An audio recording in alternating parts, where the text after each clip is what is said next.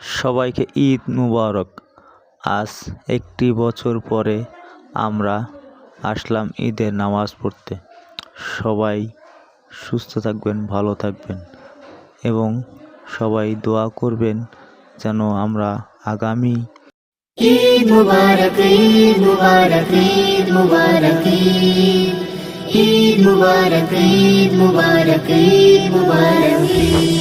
অমন রমজানের ওই রোজার শেষে এলো খুশির ঈদ। তো আপনাকে আজ বিলিয়ে দেশের আসমানে তাগিদ। ওমন রমজানের ওই রোজার শেষে এলো খুশির ঈদ।